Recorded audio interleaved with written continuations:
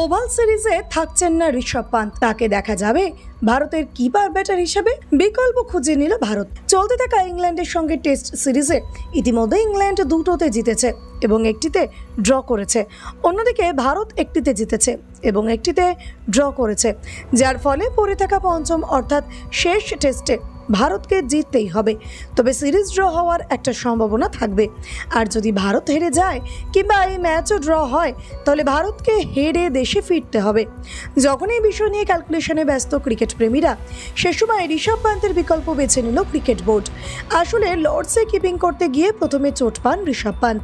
আঙুলে চোট লাগার কারণে খেলার মাঝপথেই মাঠ ছাড়তে হয়েছিল তাকে।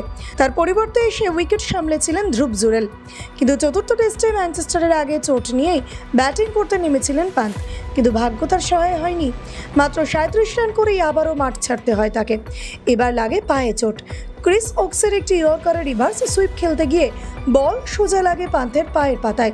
সঙ্গে সঙ্গে যন্ত্রণায় কাতরাতে শুরু করেন এই প্লেয়ার। তারপর প্রাথমিক ট্রিটমেন্টে পায়ের রক্ত বন্ধ করা গেলেও মাঠ ছাড়েন তিনি।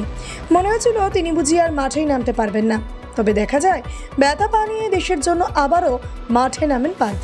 তবে দৌড়াতে যে তার কষ্ট হচ্ছিল তা পরিষ্কার বোঝা যাচ্ছিল। তবে এইভাবেই হাফ সেঞ্চুরিও করেছিলেন তিনি এই অবস্থায়। তবে এবার শোনা যাচ্ছে বাকি থাকা পঞ্চম টেস্টে খেলবেন না ঋষভ পান্ত। তার এই চোটের কারণেই তাকে দিয়ে খেলাতে চাইছে না ক্রিকেট বোর্ড। পান্তের পরিবর্তে দলে নেওয়া হয়েছে নারায়ণ জগদীশনকে। তবে মাঠে কিন্তু ধ্রুব জুরেলকেই নামানো হবে। এই নারায়ণ জগদীশনকে রাখা হচ্ছে ব্যাকআপ প্লেয়ার হিসেবে।